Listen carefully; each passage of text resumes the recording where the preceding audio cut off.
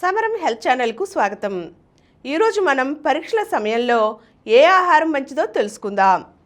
పరీక్షల వేళ పిల్లల మెదడు చురుగ్గా ఉండాలంటే వారికి ఆహారం సమతుల్యంగా అందించాలి.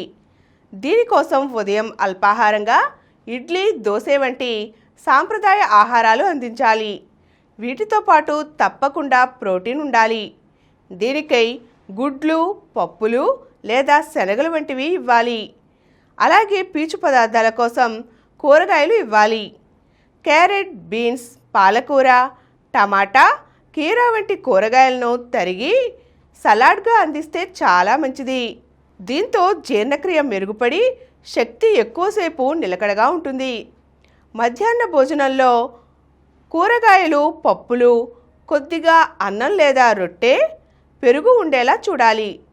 మెదడు ఆరోగ్యానికి బాదం, ఆక్రోట్స్ వంటి నట్స్, అలాగే రోజుకు ఒక పండు ఇవ్వడం మంచిది. తగినంత నీరు కూడా అందేలా చూసుకోవాలి.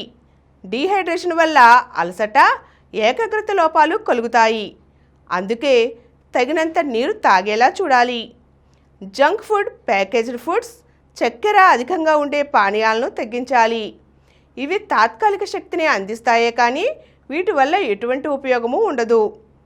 పైగా ఇవి త్వరగా అలసటకు దారితీస్తాయి. సరిపడా నిద్ర, మధ్య మధ్యలో చిన్న విరామాలు కూడా పిల్లల జ్ఞాపక శక్తిని మెరుగుపరుస్తాయి.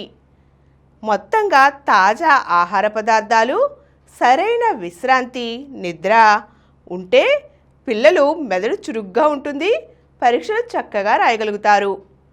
ఈరోజు మనం పరీక్షల వేళ ఆహారం ఎలా ఉండాలో తెలుసుకున్నాం కదండి. మరో చక్కని అంశంతో మళ్ళీ కలుద్దాం. ఈ కార్యక్రమం మీకు ఎంతో నచ్చింది కదా.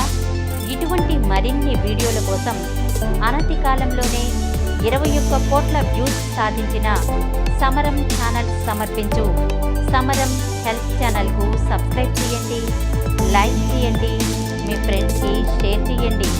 అలాగే ప్రక్కనున్న గంట సింబల్ని ప్రెస్ చేయడం మర్చిపోకండి.